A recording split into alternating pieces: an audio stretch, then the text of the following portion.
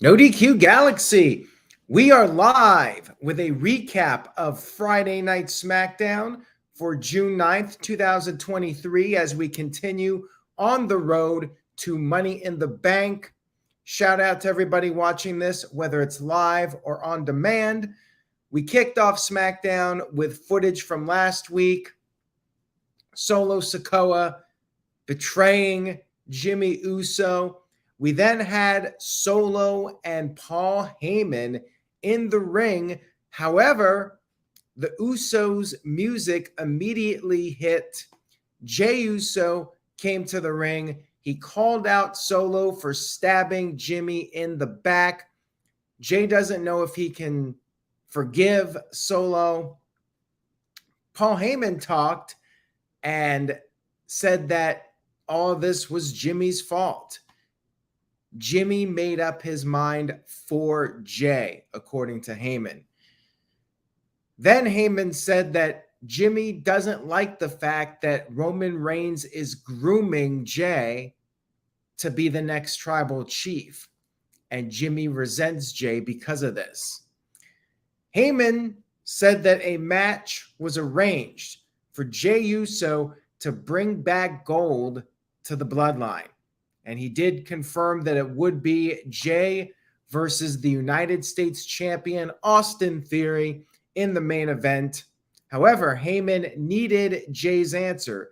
Is Jey in the bloodline or not? Is he with Roman Reigns or is he with his brother Jimmy? Jey would not answer. Heyman went for a handshake and Jey said he'll get back to Heyman. He left the ring and that was that. So we had our little tease. We would have to wait until the end of the show to get the answer from Jey. Whose side is he on?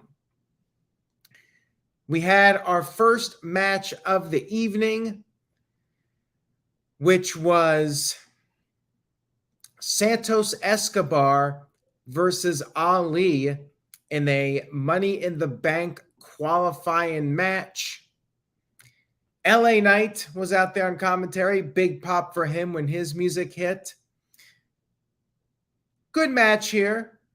Back and forth a little bit, but mostly Santos Escobar in control. He delivered a Hurricane Rana to Ali off the steel steps onto the floor below, and then Santos came off the top with a dive to the outside. Ali did get in a little bit of offense when Santos came off the top rope again, but this time Ali caught him with a drop kick. Santos was able to avoid the 450, and then Santos picked up the win with the Phantom Driver, advancing to Money in the Bank. Afterwards, Rey Mysterio, LWO, they all celebrated with Santos, and now he gets his opportunity to win that briefcase. Backstage, we had Sami Zayn meeting with Jey Uso. Sami Zayn brought up the good times they had together in the bloodline. However, Sami brought up how Roman Reigns has allowed the tribal chief to take over, and when that happens, bad things happen. Sami warned Jey of the consequences if Jey decides to stay with Roman, and gave some advice, told Jey to listen to his heart. The plot thickens here with Sami Zayn and Jey Uso. Shanti is here with a $2 super chat. Thank you for that, Shanti. Says, aloha from Hawaii. I will now acknowledge the ... Well, you should always acknowledge the tribal chief, whether you're in Hawaii or Boston, Massachusetts, or London, England, or Paris, France. Wherever you are in the world, you're always acknowledging the tribal chief, Roman Reigns. We had Alba Fire and Isla Dawn, the NXT Women's Tag Team Champions. come into the ring for a promo, but they were immediately interrupted by Ronda Rousey and Shayna Baszler. Basically, Ronda and Shayna want the NXT Women's Tag Team titles. Isla Dawn and Alba Fire accepted the challenge for this match, and they decided to take the first shot. We had a little bit of a brawl. Ronda and Shayna did fight back, but the NXT Women's Tag Team Champions were able to clear the ring of Ronda Rousey and Shayna Baszler, and they did confirm that the tag team titles match will be taking place in just a couple of weeks on SmackDown, I believe in 2 weeks. They actually announced several matches for the next 3 weeks of SmackDown. We'll get to that here in just a few moments. My prediction, Ronda and Shayna win. I'm a little surprised they're not doing it for Money in the Bank, but whatever. Ronda and Shayna will win. I'd be shocked if they lost. We had the usual great tribute video. WWE always pulls out all the stops for these videos. Excellent production team. Iron Sheik tribute. I did talk about him this past Wednesday on the Dynamite stream. Very classy. Iron Sheik, all-time memorable heel character in wrestling. We then had Bayley versus Michin in a Money in the Bank qualifying match. AJ Styles was out there on commentary. Very basic match. You had, actually it was Io Sky versus Michin, so I botched that one. Io Sky versus Michin with Bayley out there. I mean, Bayley was getting involved quite a bit. She was almost the third participant in this. Bayley was distracting Michin, and Bayley grabbed her hair. Actually, I completely botched this. So it was Bayley versus Michin. I'm mixing up Io Sky and Bayley here. So scratch everything I said. We're live, pal. Mistakes happen. It was, in fact, Bayley versus Michin. Bayley grabbed the hair, drove Michin into the turnbuckle, and got the win with the rose plant. Scarlett then showed up and blew red dust into AJ Styles' face.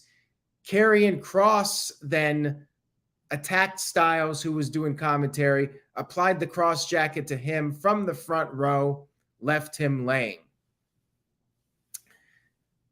We did have an announcement that it would be a mixed tag team match next week on SmackDown, with Styles teaming up with Michin against Karrion Kross and Scarlett.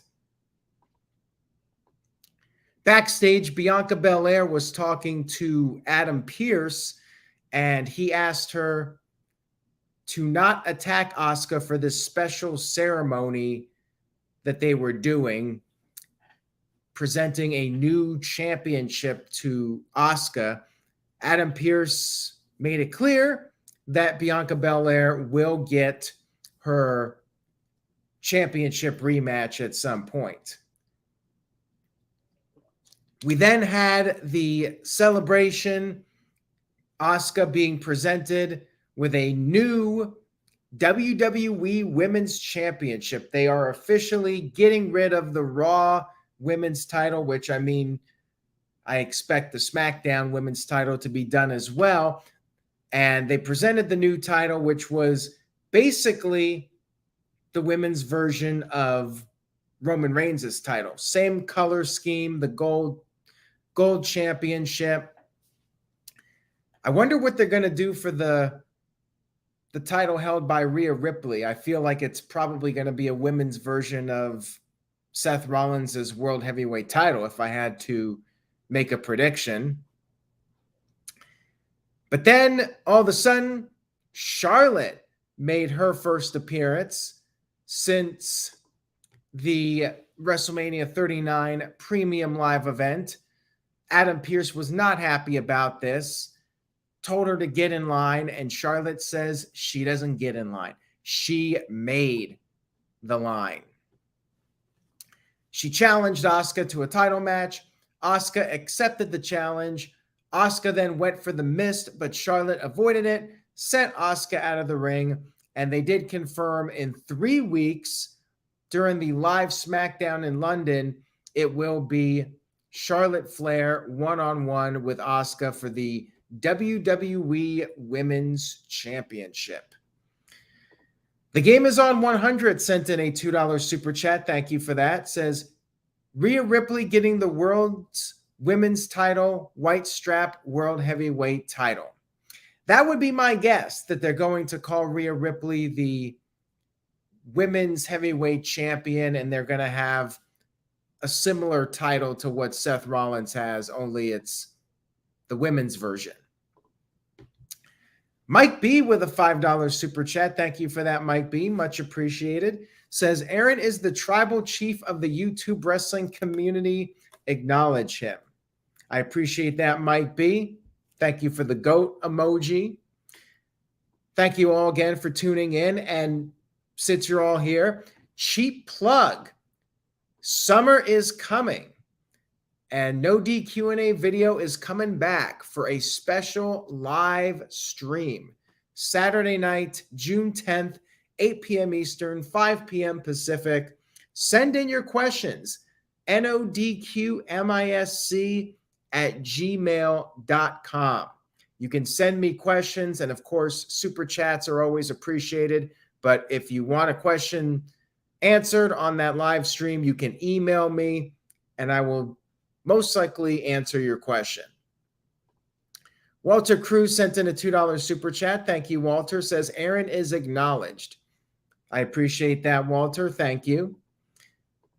Now, Charlotte versus Asuka. I don't expect Charlotte to win back the title, although you all know that WWE is going for this. They're going for Charlotte Flair to break the record that Ric Flair and John Cena have. She'll probably be a 17, 18, 19-time world champion before it's all said and done. But I don't see her winning this particular match. My guess is Asuka will retain. Maybe Bianca Belair goes heel and costs Charlotte the match. There's definitely something going on with Bianca at this point.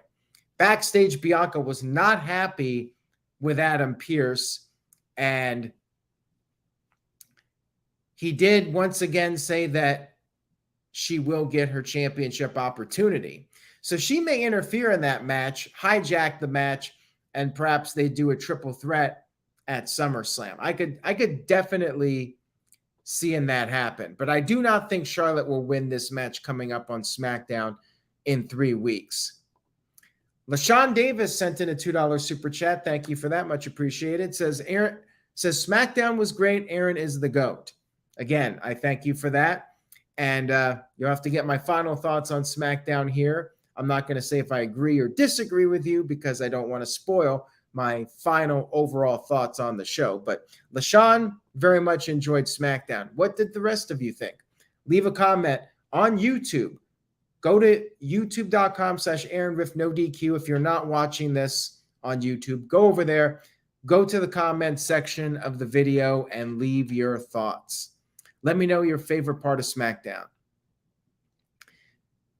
We had Paul Heyman backstage with Jey Uso, and Paul Heyman said if Jey stays with the bloodline, he'll be flying on a private jet with Roman Reigns.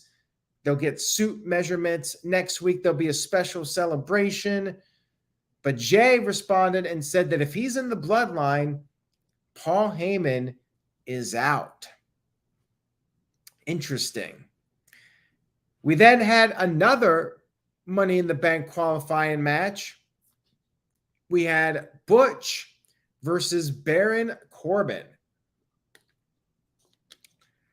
Now, this match was, I guess, the finish was given away even though there was no interference, you had Carmelo, the NXT champion, along with Trick Williams at ringside. So when they're sitting there, like, Baron Corbin's not winning. But they actually did not interfere in the match. I think Corbin just got distracted by them. Butch targeted the arm and ended up pinning Corbin to pick up the win. Basic short match here. Corbin is a jobber at this point, enhancement talent. And afterwards, Carmelo and Trick jumped over the barricade. Things got heated, and you had officials coming out there to separate them.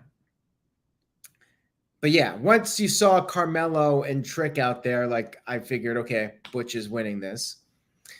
Backstage, Butch was celebrating with the Brawling Brutes.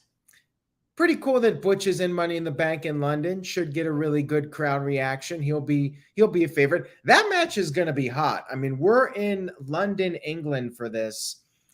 You know how people feel about LA Knight.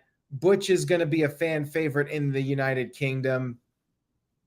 And with the other participants, like, they are going to be red hot for this match. The question is, will WWE throw somebody in that they don't like, such as Logan Paul? Time will tell on that one. Now, backstage, Brawling Brutes were celebrating. Baron Corbin was there venting, and all of a sudden, Cameron Grimes laid out Baron Corbin. Baron Corbin's feuding with multiple people right now. He's got Cameron Grimes.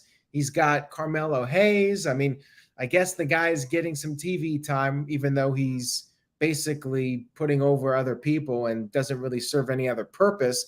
I'm still waiting for Corbin to turn face and become a badass lone wolf again, but I guess I'll be waiting for quite a bit.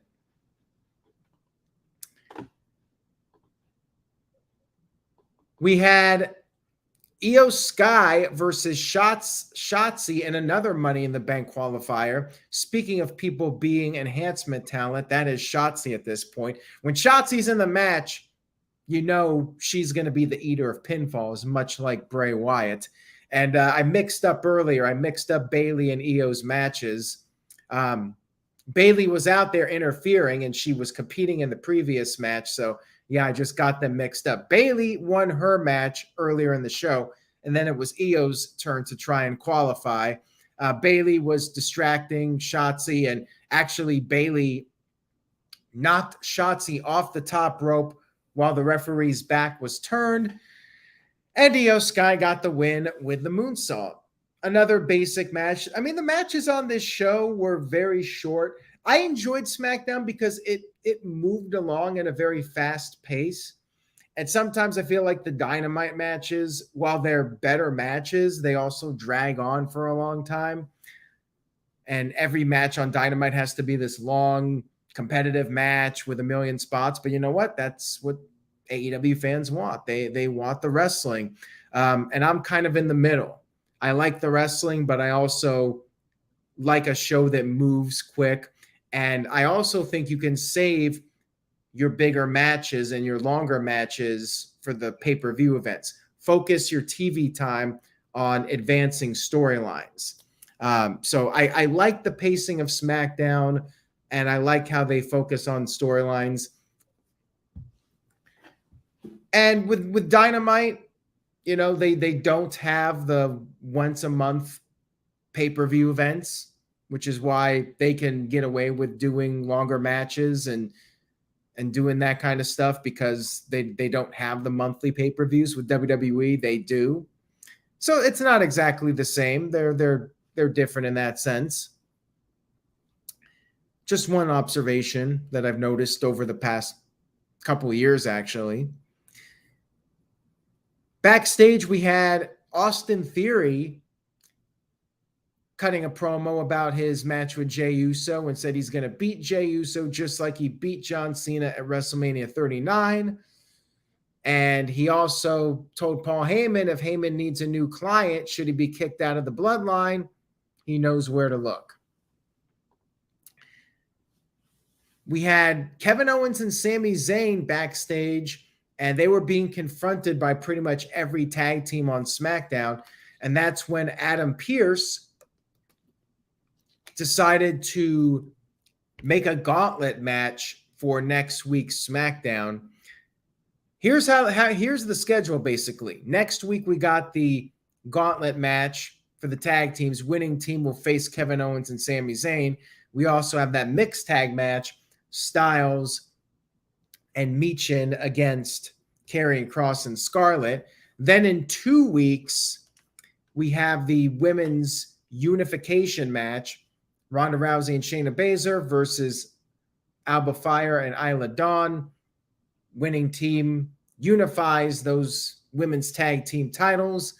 And then in 3 weeks, it's going to be Asuka defending her title against Charlotte Flair. Very rare that WWE books this many matches for several weeks on SmackDown. They do sometimes announce what's coming up for the next week, but 1 week, 2 week, 3 weeks, having matches set for the next 3 weeks, that just doesn't happen too often. We had a Grayson Waller video package. They're building him up, and he's going to be hosting the Grayson Waller effect next week with Charlotte Flair. And then we finally had our main event of the evening, Jey Uso going up against Austin Theory for the United States Championship. Back and forth match here between the two of them. But then Jey was on the verge of winning. He delivered the super kick. However, Theory got knocked into the referee. Jey hit the Uso splash. No referee. As mentioned earlier, we always get the ref bumps in the bloodline matches. And at this point, Pretty Deadly showed up and tried to help their buddy Austin Theory. But then Jimmy showed up. Jimmy made the save, super kicked Pretty Deadly out of the ring. Then Solo Sikoa ran into the ring, attacked Jimmy. His brother was going to give him the Samoan spike again, but Jey stopped it. Jey prevented Solo from delivering the Solo spike. Jimmy went for a super kick to Solo, but Solo moved and Jey got hit by Jimmy's super kick. The plot thickens. Jimmy sent Solo out of the ring. They went outside, but then Austin Theory was able to pin Jey Uso, retaining his championship. And then after the match, Jimmy helped up Jey, but Jey shoved Jimmy away. Jey left the ring. Paul Heyman was out there with Solo. Jey looked at Heyman. Heyman apologized, but Jey just walked off and did not commit. The whole show was built around Jey Uso making his decision, and he did not make his decision. Bait and switch. I do agree with TJS. They teased it throughout the entire show and did not deliver. Roman Reigns is back on next week's show, so perhaps they'll have some kind of advancement in the storyline then. But for now, it's still a mystery. Whose side is Jey Uso on? Overall, very good SmackDown, but I do have to mark it down just a little bit because of the bait and switch. But like I said earlier, the pacing of the show, I enjoyed very much. Like the 2 hours flew by, and I enjoyed the storylines for the most part. Money in the Bank buildup was solid. I'm giving the show a B+. Very good SmackDown. Not quite as epic as last week, but still worth your time, worth checking out if you missed it. Very good show overall. And Walter Cruz is tired of the super kick. Well, between the Young Bucks and the Usos, I mean, there's been enough super kicks for a lifetime. Plus, you got KO doing it and so many other people as well. Anyways, guys, thank you all so much for tuning in. Much love and appreciation. Building Nexus sent in a $2 super chat. Thank you for that. says Usos versus Solo and Roman Reigns in the UK. That would not surprise me. I feel like that tag match has to happen. At the same time, I would really like to see Roman start defending his title, but we got to see how this storyline progresses. And you got to do this match at some point. You got to do the Usos versus Roman Reigns and Solo. And I definitely see Jimmy Uso versus Roman Reigns, probably at SummerSlam, if not Money in the Bank. And you can have Jey Uso as the special guest referee. He'll have to make his final decision then. So I'm really curious to see what they do. I mean, they could flip it. It could be, but I think Roman's got to defend the title at SummerSlam. I'm curious to see where they go with this and in what order. And then, of course, you can have Jey versus Roman Reigns for the title again. And eventually, I think Solo's going to break away from Roman, and it'll be Roman Reigns versus Solo Sikoa. But yeah, they can definitely get a lot of matches out of this storyline for pretty much the rest of the year. Thank you all so much again for tuning in. Remember, Saturday night, 8 p.m. Eastern, 5 p.m. Pacific, no DQ&A video, special live stream. Summer is coming. Tune in for that. And then the No DQ review once again on Sunday night. Take care, everybody. Enjoy your weekend. And remember, say yes to NoDQ.com. And I will see you all next time.